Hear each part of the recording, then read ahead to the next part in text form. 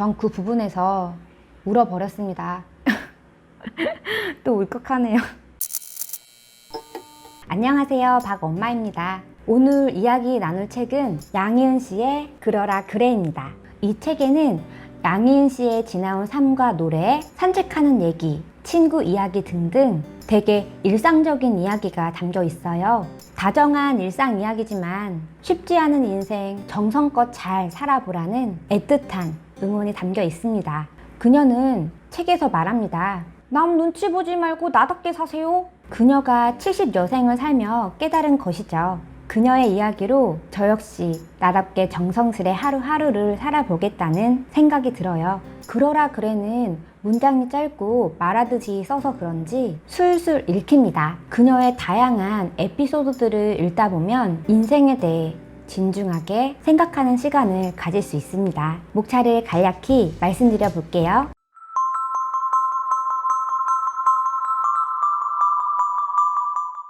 이 책엔 수많은 에피소드가 나와요. 전 그중에서 그녀의 굴곡진 인생, 나이 듦에 관하여 애완견을 떠나보낸 이야기가 가장 많이 와닿았어요. 그럼 그것에 대해 하나씩 이야기해 볼게요. 사실 전 양희은 씨에 대해 잘은 몰라요. 저희 엄마 세대 가수이기 때문이기도 하죠. 저는 그녀를 예능에서 몇 번 본 게 다예요. 예능에선 쾌활하고 대장부 잡고 당차게 할 말을 하는 그녀의 모습을 보면서 당연히 평탄한 삶을 보낸 분인 줄 알았어요. 근데 이 책을 읽으며 기구한 그녀의 삶을 알게 되었습니다. 어린 시절 겪지 않아도 좋을 모진 바람을 그녀는 참 많이도 겪었더군요. 그런 환경에서 어린 양희은 씨는 매일 긴장과 스트레스에 허덕이면서 어린 시절을 보냈습니다. 모진 바람은 그칠 줄 몰랐어요. 31살에 마주한 시한부 선고와 암투병. 그 시기 그녀는 진심으로 걱정과 위로와 격려를 보내준 친구가 있었기에 버티며 쓰러지지 않을 수 있었다고 말하고 있어요. 그래서 그녀의 노래는 그토록 슬펐나 봅니다. 저희 친정엄마가 말해줬거든요. 양희은 씨의 노래를 듣고 있으면 가슴 아래에서부터 슬픔이 막 쌓여 오른다고요. 그만큼 아픔의 바닥까지 내려가 봤던 분이기 때문에 노래의 여실히 담겼던 것이죠. 양희은 씨가 나이 들어 보니까 가장 좋은 것은 웬만한 일에도 흔들리지 않는 거래요. 이 책에는 20대부터 70대에 이르기까지 삶의 심경의 변화를 말한 구절이 있어요. 늘 긴장된 상태인데다 희망도 보이지 않았던 나의 20대. 30이 되고 싶었다. 30이면 두 발을 땅에 딱 딛고 버틸 수 있을 것 같았다. 그런데 막상 30이 되어도 달라진 건 없었다. 흔들림은 여전했다. 40대가 되니 두렵고 떨리게 했던 것들에 대한 겁이 조금 없어졌다. 왜 뭐? 하며 두 눈을 똑바로 뜨고 할 말은 할 수 있게 되었다. 50대에는 나와 다른 시선이나 기준에 대해서도 그래, 그럴 수 있어, 그러라 그래 하고 넘길 수 있는 여유가 생겼고 남 신경 쓰지 않고 내 마음 흘러가는 대로 살 수 있었대요. 60대가 돼서야 그토록 원했던 안정감을 찾았는데 설렘이 없어 침잠되는 느낌이 들었대요. 70대는 대체 무엇 하며 이 좋은 날들을 보냈냐며 많은 나날이 손가락 사이 모래알처럼 덧없이 빠져나간 허망함 같은 게 느껴진다고 해요. 여기서 양희은 씨는 이 세상을 살아가면서 가장 필요한 것은 그러라 그래 하고 말할 수 있는 여유라고 말해요. 이것에 관해 송은희 씨와의 에피소드도 이 책에 나와 있는데요. 송은희 씨가 어떤 프로그램에서 그랬대요. 자기 인생에서 가장 도움이 되고 등대 같은 말이 그러라 그래라고요. 왜 그러냐고 물어봤더니 남들이 이래라 저래라 이러쿵 저러쿵 할 때마다 그 말이 자기를 지켜준대요. 이 시대엔 힐링 에세이로 마음을 다독여주는 책들이 많이 나오죠. 그만큼 마음 아픈 사람들이 많다는 이야기겠죠. 마음을 다독여주는 수많은 책을 읽다 보면 공통점이 하나 있는데요. 그건 타인의 시선을 거두고 나에게 집중하라는 거예요. 이 책에서 계속 말하는 그러라 그래, 그럴 수 있어 라는 말도 이와 일맥상통하는 것이죠.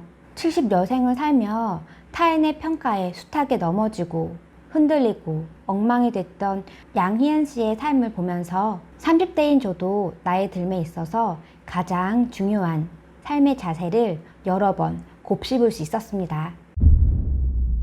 그녀에겐 16년, 17년 동안 키운 강아지가 2마리 있었어요. 강아지들은 나이 들자 아팠어요. 그 중에 한 마리는 보보라는 이름을 가졌어요. 보보는 어렵게 신장 수술을 받았는데 간암에 걸립니다. 간암으로 강아지는 많이 힘들어 했어요. 씹어 먹는 건 일체 거부하고 물만 마셨죠. 독한 진통제로 안정을 취하지 못한 채 밤새 이 방 저 방을 돌아다녔습니다.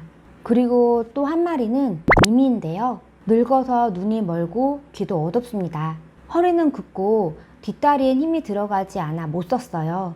부부는 바빴기에 집을 비우는 시간이 길었어요. 양희은 씨는 친정 엄마와 함께 살았는데요. 그들이 나간 사이 아픈 강아지들을 돌본 건 몸이 성치 않은 90대의 친정 어머니셨죠. 늙고 아픈 강아지를 무릎 아픈 노모에게 맡기는 건 못할 짓이었대요. 강아지는 아빠 힘들어하고 그런 강아지를 몸이 성치 않은 노모가 보살피는 걸 보면서 양희은 씨 부부는 깊은 고민에 빠집니다. 그러다 결심하죠. 강아지 2마리를 주사 맞춰서 떠나보내기로요. 책에는 강아지를 떠나보내기 전에 장면들이 나와요. 전 그 부분에서 울어버렸습니다. 우리는 보내기로 했다. 자연스레 떠날 때를 기다리는 건 서로 못할 일이었다. 그날 아침 자기가 갈 것을 안 듯 출근길에 잘 가 보보 하니까 내가 그렇게나 좋아했던 눈빛으로 한참 새기듯이 나를 바라보았다. 보보를 보내고 그날 저녁 남편은 엉엉 울었다. 집에 오니까 너무 생각이 나고 보고 싶다고.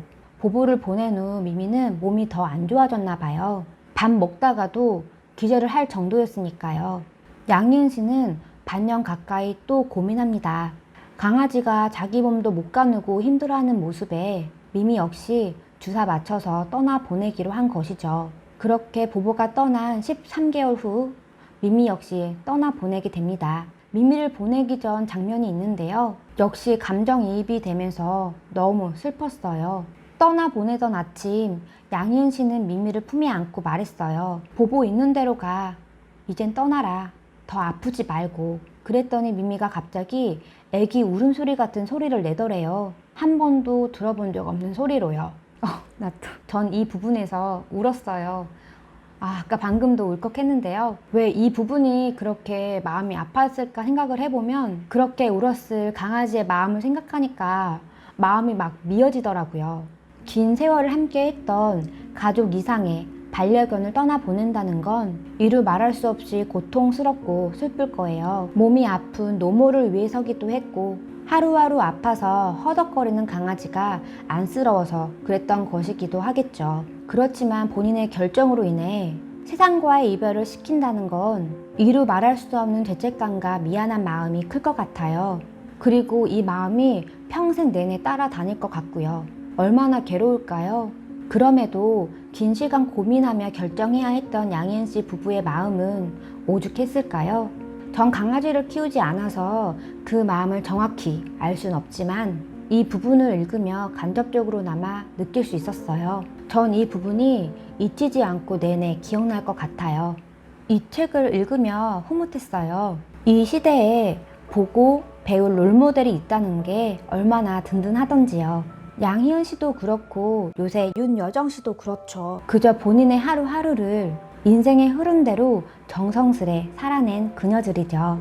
타인의 시선에 흔들리지 않고 깊게 뿌리내린 나무처럼 튼튼하고 씩씩하게 자기 갈 길을 뚜벅뚜벅 걸어가는 왕 언니들의 모습에 저 같은 어린 희연이들은 힘을 받습니다.